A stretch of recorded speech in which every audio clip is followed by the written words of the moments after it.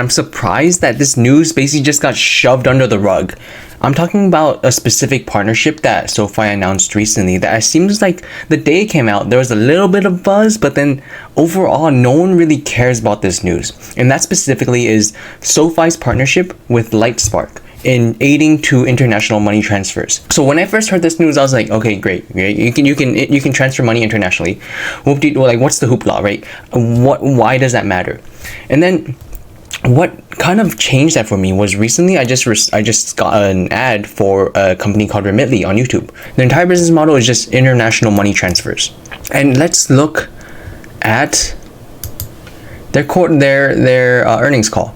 Revenue $412 million in Q2. Active users 8.5 million active users. I looked into this how they define active users or active customers is you make at least one money transfer in a quarter, right? So that means that they have at least 8.5 million money transfers in a quarter when they have 8.5 million active customers, right? At least being one transfer per quarter. This is crazy.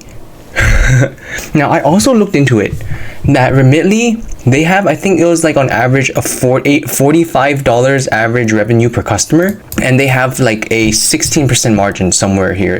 You'll find it if you look into the earnings call, but then there's like a 16% margin from what I remember. Now the thing that Lightspark enables, right? So SoFi, I guess what does Lightspark enable SoFi to do? Lightspark, basically it allows you to provide faster, lower cost remittance by leveraging the Bitcoin Lightning Network. Basically it makes money transfers much cheaper. It makes it much cheaper.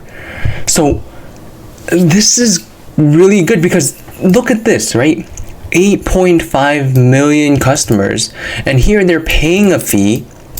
They're paying first of all, they have to pay a transfer fee, basically like a service fee, and then Remitly will also take a spread.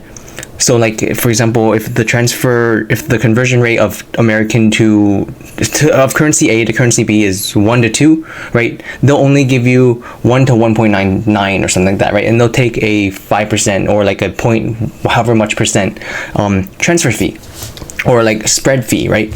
And if you have Lightspark, then you can make it much cheaper for those people, for those customers that want to transfer money, and then they'll like it'll be an incentive for them to use SoFi or to get into SoFi's their ecosystem and to become SoFi members to use this product. Now you might be wondering, okay, that's great, but why would a customer of Remitly randomly choose to use SoFi, right? Why wouldn't they want to stick with Remitly?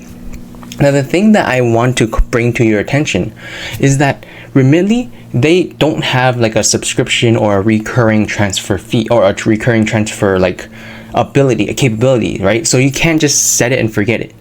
You have to individually, every single time you want to transfer money, you have to go to the app and transfer money. And the reason for that is because the transfer fees or the transfer fee, right, the international currency exchange rate, those are all fluctuating. So you can't have a set in stone thing. So that means that they basically require the users, or the users need to know how many fees or like what fees or how much fees, how much it costs to transfer money. There you go. In my mind, that's what shows you that the customers aren't going to be sticky, and that international money transfers is going to be a more or less a race to the bottom, right? Because as soon as you kind of have international money transfers, basically you're only going to go to whichever one's either more convenient or whichever one offers you the cheapest product, right? Because there's no way to make it better per se, right? The only way to make it better is you get a better conversion rate or maybe instantaneous transfers, right? And I'm assuming Remitly does that. I don't even know if it does, but I know for sure that Lightspark does do that, right? They have it in their description. Much providing faster, lower cost remittance of leveraging. Right, so this should be really, really fast as well because it's over the blockchain. It's digital. That's what makes this thing so great. Like, I'm not even saying that it'll add to the revenue, because technically, what I'm even like assuming as my base case is, even if SoFi uses this as like the Costco hot dog of of banking, right? Or like the Costco chicken of banking, where it could be a what's called a cost it is it's the thing that that is purposely marked down so that you attract customers, and then customers use your other products. And that's what I see SoFi's LightSpark partnership to be. Now I want to again bring to your attention 8.5 million active customers. That is a lot of million. Now again, Remitly, right, they have international customers, right? But they also have a competitor, Wise. Now let's look at Wise. This is this is the same thing. I just not in dark mode. Okay. Wise has 15.6 close enough. 15.6 active customers. 15.6 million active customers. So together, that's about, what is that, 24 million? Is my math right? 24? Yeah, 20. I'm just gonna say 25. Okay, I think it's 25. 24? No, it's 24. 24 million active customers of people transferring money. That's a pretty large market that SoFi can tap into. Even if SoFi got like 1% the quarter it came out, that, like, you can also, okay, yes, it's possible that you have SoFi customers over here that are also using Remitly or also using Wise. In fact, I think Anthony Noto has actually been in an interview with the founder or CEO of Wise. But the point is that when they offer this product, that's not their bread and butter. This is Wise, international money transfers, it's their bread and butter. Remitly, wherever that is, this is their international money transfers is their bread and butter. That's how they make money. So even if SoFi were to use this as a cost, it's at top of my tongue. I needed that. Lost leader. The word is lost leader, right? So even if SoFi were to use this international money transfer as a loss leader to attract those customers, then you have an entire market that you can influence just based off giving them cheaper fees, right? And you might be thinking, okay, well, Remitly maybe offers expensive fees or whatever, but you didn't talk about the fact that Wise is actually cheaper than Remitly in most cases, right? Which is why they actually have more customers. So let's look at Wise and why it's cheaper. Wise is cheaper, and that's why they have almost double the number of active users. So how will SoFi compete with Wise? Well, I guess there's 2 points in total, right? So number one, when you have everything you need financially put in one app, and you make it convenient for the user to switch from invest to banking to money transfers to whatever, then that just makes it much more attractive to use SoFi rather than Wise. But the other thing that's also important is that Wise, there's actually in my opinion, there's a black swan event waiting to happen. Because how does Wise make it actually cheaper than Remitly? Where Remitly instantaneously transfers the money and basically takes a spread from that exchange rate. What Wise does is they actually hold a bunch of different currencies. The numbers are here somewhere. Oh yeah, here it is. So Wise actually holds just a bunch of different currencies in different local banks, and then how they do instantaneous money transfers is they don't actually exchange it then and there. Like the person basically deposits it into a bank in their local country, and then Wise notices that deposit and then notices the request to transfer it to a different country. Then in that different country that Wise is also probably partnering with or whatever, they have a bank, and then they'll just pay out the money that was requested to be transferred. So there's no actual transfer that's happening. They're just putting money. So person A puts money into bank A, and then separately bank B gives money to person B, and then that's it, right? So that's how Wise is doing it. There's no actual immediate exchange. It's more just like, it's kind of like an IOU within the same company, if that makes sense. So the thing is, what happens if during that time something happens, some type of currency like collapse or whatever, right? Then basically Wise is stuck there, just screwed. Whereas with the case of LightSpark, it's an instantaneous money transfer, right? So you're actually converting USD to Bitcoin and then Bitcoin back to their local currency immediately. That makes it so that it's so much more safer because you're not holding this bag. It's the same thing with loans, right? Where you can hold the loan and maybe it'll go up, maybe it'll go down. But if you're just acting as a broker and facilitating this transfer, which is what this is doing, it's like the LPB of international money transfers. Kind of, sort of, kind of, right? Whereas Wise is, you're basically hoping that there's not too much volatility in the currency, in basically Forex, so that you can hold money and make these transfers without kind of getting without basically holding the bag. Now, another point that I want to talk about is the people, like this cohort of people that are transferring money internationally. If you think about it, it's actually SoFi's core demographic of people that they want to attract. In my opinion, this is basically the Henrys of the world, or like a lot of Henrys, high earners, not rich yet, are actually just people, like they're people that are going to do these international money transfers, right? They're making enough money to support two families, first of all their own or themselves, and their family abroad, right? And then that's why they need to transfer money, but they're not rich yet because maybe they're waiting until they get enough money to sponsor these people, or maybe they're waiting for their family to be able to move over so they can live with them, and they have to kind of split their earnings between two people or two people in different countries, which is why you would use this international money transfer. It kind of fits perfectly where this app, this partnership with Lightspark, is really another kind of benefit for attracting more Henrys into the app. And that's what SoFi wants, right? Because they're looking for the future, right? They're basically investing in their customers. They're finding good investments, which are basically people that are making a lot of money, but aren't necessarily rich yet, but they're high earners, right? They haven't started investing yet, or they're more young. They just started their career. Those are the customers that SoFi wants to attract. And again, I'm just saying, as soon as you just want this customer on the flywheel, yes, this will probably add revenue, this will probably add profits to SoFi's earnings.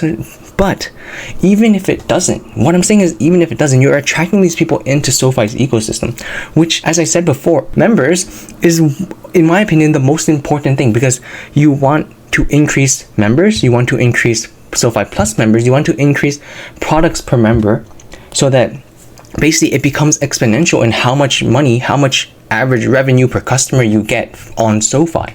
Because especially since SoFi's like, they have all these different products, and all these different products, the more you use them, the more money SoFi gets. But at the same time, they're oftentimes best in class products, or at least they're like the upper echelon of products in class. If you're focusing on the Henrys, the people that have basically been screwed by other financial institutions because they don't have enough experience yet, or whatever, right? It's kind of like when you apply to a job, and the job for an entry-level position already asks you for 5 levels or 5 years of experience, and you're like, what the hell, right? But in this case, SoFi is attracting those members because they know that those members in the future, they'll ask for a mortgage, they'll start putting money into their investing account, they'll start doing all these things, and then SoFi wants to basically help these people. And by doing so, you're getting them on this flywheel in order to use SoFi's products. I just think that this is like a golden goose, or is that a goose that lays golden eggs, of just getting members onto SoFi's product. And as I said before, 24 million users, right? This 8.5 million over here, if I can find it, I already showed you before, but 8.5, it's somewhere here, whatever, 8.5 million active users. And then you also have this 15.6 million active users. Okay, just to make sure, that's 4.4, so 4.5 plus another 4. So yes, 24 million, right? It's not 25, 24 million active customers, right? And growing, right? This one's 21% year over year. This one's like 35% year over year. 21. Oh, they're both 21% year over year. Oh, that's interesting, right? So you basically see the market size just growing 21% year over year. Hello, that if both companies are growing at that rate, and they're both active customers, right? They're not just members; they're active customers, right? Like, I don't see, no one else is talking about this. This is such a huge active customer base. And yes, as I said before, a lot of these customers might actually already be SoFi customers, but they're not all going to be SoFi customers, right? There's going to be some that haven't heard of SoFi before. Again, I have to mention, that these active customers are global, right? So this 15.6 global, this 8.5 is global. So 24 million customers globally. Let's just assume 10% of them are in the US, right? So you have 2.4 million active customers that are in the US. Well, guess what? That's still 2.4 million customers that you can attract to SoFi. And the other thing that I mentioned in a previous video is that when you have data on where this money is being transferred to, you basically have a stepping stone of where you might want to expand next globally, right? Because if you have data that, oh, there's a lot of money that's going from the US to, I don't know, Zimbabwe or Jamaica, right? I'm just random countries. I don't even know those are going to be offered in the immediate rollout of Lightspark partnership. But let's just say Mexico, right? I'm sure that's going to be rolled out, or like Brazil, Hong Kong. Then you know, okay, well, a lot of our customers here actually have family members or friends in Mexico, as opposed to, let's say, Canada, or as opposed to, let's say, the UK. Then we'll start growing in Mexico first. Or if, on the other hand, there's a lot of customers in the UK and not in Mexico or Canada, then you know, okay, maybe I should expand to the UK. So there's so many like paths that SoFi can take. I sound like I'm overly bullish, but it's just a money transferring app. But I didn't that's what I thought too, which is why I'm extra bullish, because it's like, it's so simple, but like this can offer you so much data. This can offer you so much, like such an incentive to attract customers. And I think this is great. So I think I'm done rambling. I'm not good at speeches, but this is awesome. So let's go SoFi. Let's see where this takes us. And maybe I'm wrong, right? So if you see maybe there's something else, maybe there's another app that actually does this better, right? Why is there no other company that's actually working with Lightspark? Like, other companies could work with Lightspark as well, and they could also kind of be a competitor. But what I am saying is that even if other companies do work with Lightspark, right? Even if other companies, I messed up. Even if other companies do, there we go. Even if other companies do work with Lightspark, the thing is, SoFi makes it so convenient to have your money transferring app, your banking app, your money like viewing app, your mortgage app, your did I say investing already? Whatever, all your crypto app, everything. It has everything all in one, right? So and if it's the same exact price, because as I said before, international money transfers is going to be a race to the bottom, because after a certain point, after instantaneous transfers, the only way you can improve on this product is by making it cheaper. So if you have all these apps together, then why would you want to have a separate app for all these different things when you can just use SoFi's app? That's what I'm saying. So I think this is really bullish for SoFi. I don't know why I don't see a lot of other people talking about this. I also just glanced upon it. I was like, okay, money transfer support, whatever. But it's actually much deeper than you think. That's my opinion. Let's go SoFi.